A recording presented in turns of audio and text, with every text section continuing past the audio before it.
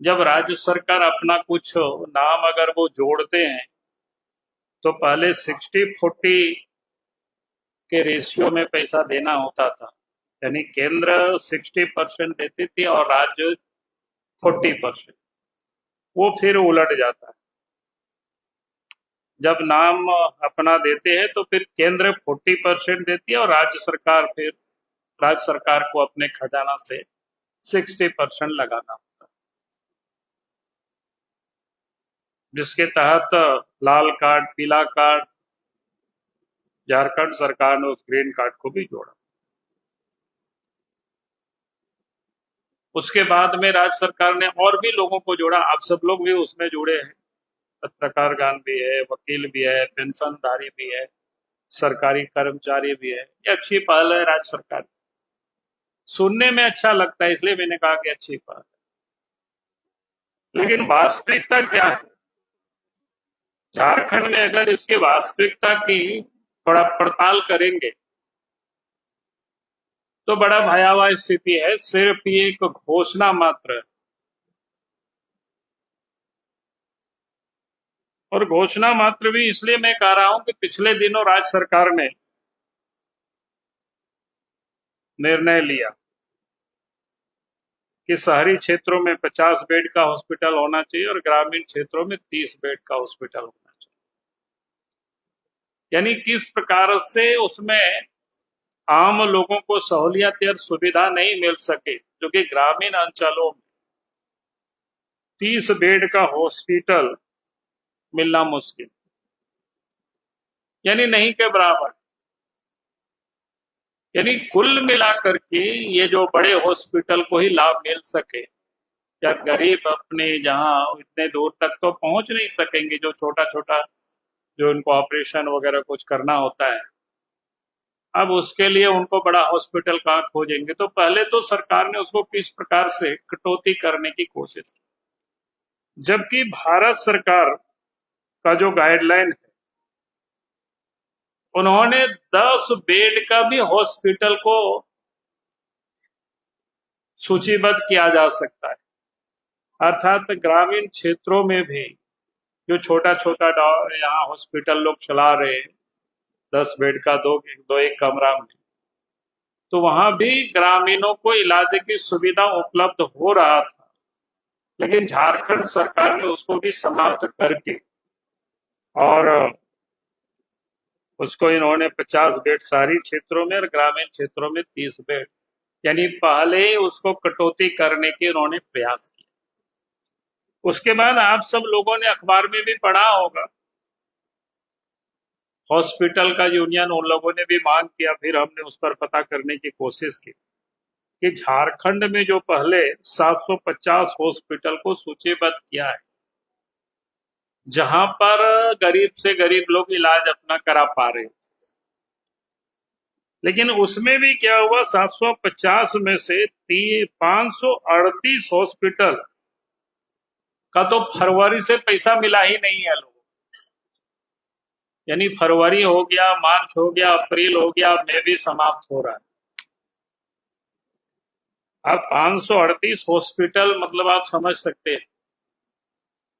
अब उन लोगों ने एक प्रकार से सरकार के पास त्राहिमाम कर दिया कि भैया अगर आप पैसा हमें नहीं देंगे तो फिर अब हम लोग किसी का इलाज नहीं कर सकते।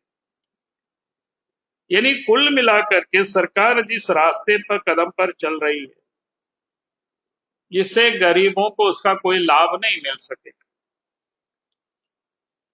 और उसमें से 750 में हमने कहा कि 538 हॉस्पिटल को तो फरवरी से पैसा ही नहीं मिल रहा है, और 212 हॉस्पिटल है जिनको पिछले 10 महीनों से पैसे नहीं मिल रहा है। कुछ उसका टेक्निकल प्रॉब्लम आया था, लेकिन वो भी शायद ठीक हुआ, लेकिन आज तक नहीं। तो अगर इतनी बड़ी तादाद में अस्पतालों को पैसा नहीं मिलेगा तो फिर गरीबों को ये सुविधा प्राप्त नहीं हो पाए। और गरीब ही नहीं, बल्कि गरीब के साथ साथ जो हमने कहा कि पेंशन भोगी, वकील है, पत्रकार है,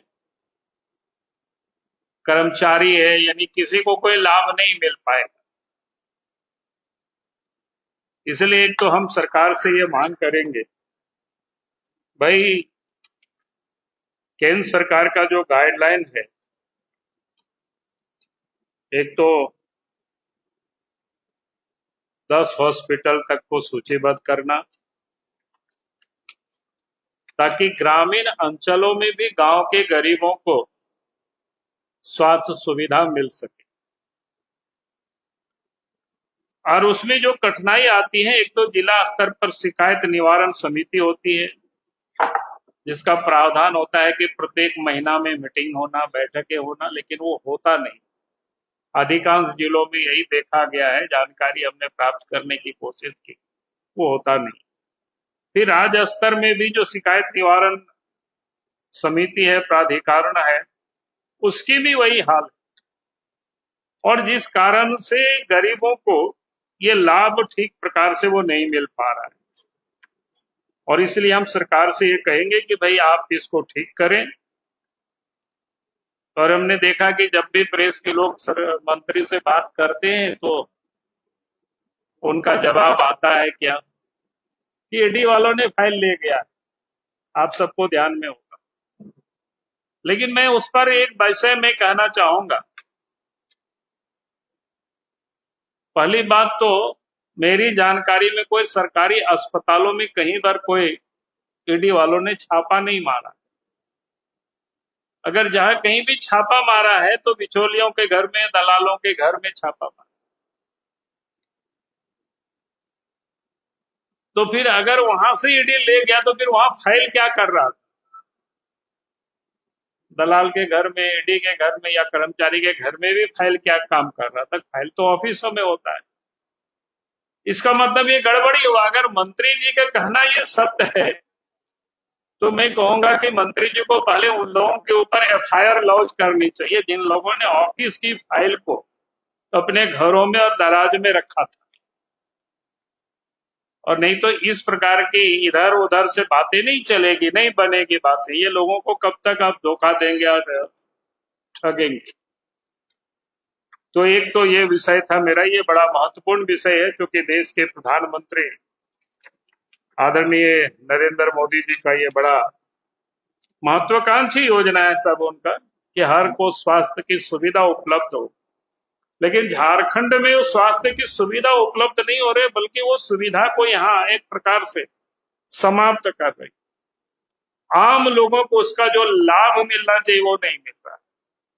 इसलिए सरकार इसको ठीक करे, ये हम राज्य सरकार से मांग करते हैं। और एक विषय में जरूर, चूंकि आप सब लोग प्रश्न पूछते ही और आते जाते आप सब लोग प्रश्न पूछते ही रहते हो, तो मुझे लगा कि मैं अपने ओर से ही मैं आप सब लोगों को विषय आपके समझ रखना चाहता हूं। आजकल आप देख रहे होंगे कि कांग्रेस पार्टी हो, झारखंड मुक्ति मोर्चा हो, बड़ी झंडा लेकर के लोग घूम रहे हैं कि भैया सरना कोड सरकार लागू करे। अच्छी बात है, आदिवासियों के लिए हितैषी है, सोच रहे हैं, तो इसमें कोई बुरा नहीं है। लेकिन आधे बात ये लोग कर रहे हैं। हम उन लोगों से चाहेंगे काम को पूरा करना चाहिए, अधूरा काम नहीं करना चाहिए। अधूरा काम करेंगे तो फिर उसका लाभ नहीं मिल पाएगा। पूरा क्या करना चाहिए, मैं यही आप सब लोगों के संज्ञान में लाना चाहता हूं। क्योंकि 2011 के बाद तो कोई सेंसस नहीं हुआ। 2011 में सेंसस हुआ था आखिरी, उसके बाद सेंसस होने वाला है, जनगणना होने वाला है। तो 2011 की जनसंख्या, 2011 की जनगणना में झारखंड की जो कुल आबादी रही है 3,29,88,134। कुल आबादी झारखंड की 3,29,88,134। उसमें आदिवासियों की आबादी रही है 86,45,000 42। आदिवासियों की आबादी रही है 86,45,042, यानी कुल आबादी का 26.20% आबादी ये बनता है। उस समय झारखंड में ईसाई की आबादी 14,18,608, यानी 86,45,042 में से 14,18,608 ईसाई बने थे। उसमें भी हमने थोड़ा सा जांच किया तो लगभग आदिवासी समाज से ही ये 95% बने हुए, 5% दलित है, बाकी और लोग हैं। यानी इसको कह सकते हैं कुल आदिवासी की आबादी का 15.48%, आदिवासी की आबादी का जो 86,45,042 के आबादी का 15.48% आबादी क्रिश्चियन बन चुके हैं। उसको आगे अगर आप जातिवार थोड़ा देखेंगे, जो प्रमुख जातियां हैं झारखंड में, जैसे उरांव है, तो उरांव में से 26% लोग ईसाई बन चुके हैं। मुंडा, उसमें पातर मुंडा वगैरह सब जुड़ा हुआ है, 33% ईसाई बन चुके हैं। संथाल 0.85%, यानी लगभग 1% से थोड़ा कम है। 2011 का सेंसस है। वो 2.14% ईसाई बन चुके हैं। खड़िया 67.92%, 67.92% ईसाई बन चुके हैं। मैं सरकार से, कांग्रेस पार्टी भी और झारखंड मुक्ति मोर्चा भी, दोनों प्रदेश में उनकी सरकार, अगर ये मुंडा उड़ाव संथाल खड़िया सब बन जाएगा क्रिश्चियन, तो फिर सरना लिखेगा कौन? सरना तो वही लिखेंगे ना जो मारांग गुरु को मानते हैं, जो जायर को मानते हैं, जो सरना माँ को मानते हैं, जो सिंह बोंगा को मानते हैं। जब जो क्रिश्चियन बन जाते हैं तो ये सारी चीजों को छोड़ देते हैं। इसीलिए पिछले रघुवर दास जी की सरकार ने यहाँ पर एक विधायक लाए थे, धर्मांतरण, क्या कहते हैं, धर्म स्वतंत्र विधायक। यानी कहने का अर्थ है कि आज जो लोग तेजी से धर्मांतरण हो रहा है, सरकार को उसकी रोकने का प्रयास करना चाहिए, उसका इंतजाम करना चाहिए। अगर उसकी वो इंतजाम नहीं करते हैं तो फिर सरना कहां बच जाएगा? फिर तो सारे लोग जो क्रिश्चियन बन जाएंगे वो अपने आप को तो सरना नहीं लिखेंगे। अब 67% खड़िया जो बन गए ट्राइबल ईसाई, वो सरना कहां लिखेंगे? 33% मुंडा जो बन गए क्रिश्चियन, वो सरना कहां लिखेंगे?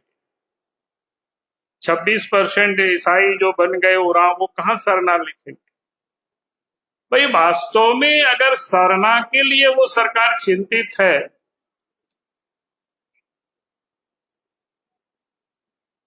अगर सरना के लिए सरकार चिंतित है, तो उनको ये काम करना चाहिए। तो वो काम तो नहीं कर रहा है, तो ये झूठ मूठ का ये राजनीति हथकंडा अपना करके यहाँ से वहां घूम रहे हैं। इसलिए हम सरकार में बैठे हुए हैं, दोनों ही दल बड़ा जोर शोर से आंदोलन कर रहे हैं। और इसलिए मैं दोनों ही दलों से मैं यही कहूंगा कि यार ये जो सेंसस में आपको बताया, आज से 15 साल पहले की है, 2011 या अंतिम सर्वे, बाद में फिर सर्वे अभी होने वाला है, तो फिर किसका कितना आबादी होगा तो आपको ये पता चल जाएगा, कोई दिक्कतें नहीं है। तो इसीलिए हम हेमंत सोरेन जी से, झारखंड मुक्ति मोर्चा से, कांग्रेस पार्टी से, राहुल गांधी से हम ये चाहेंगे कि सबसे पहले तो यहाँ जो 30-32 जातियां हैं, उनकी जो परंपरा है, उनकी जो आस्था है, उनकी जो विश्वास है, वो समाप्त नहीं हो, उसको बनाए रखे, उसके लिए सरकार को प्रयास करनी चाहिए। और मेरे ओर से जो विषय था मैंने आपके समझ रखा। इन्हीं शब्दों के साथ मैं अपनी बातों को समाप्त करता हूं। बहुत बहुत धन्यवाद।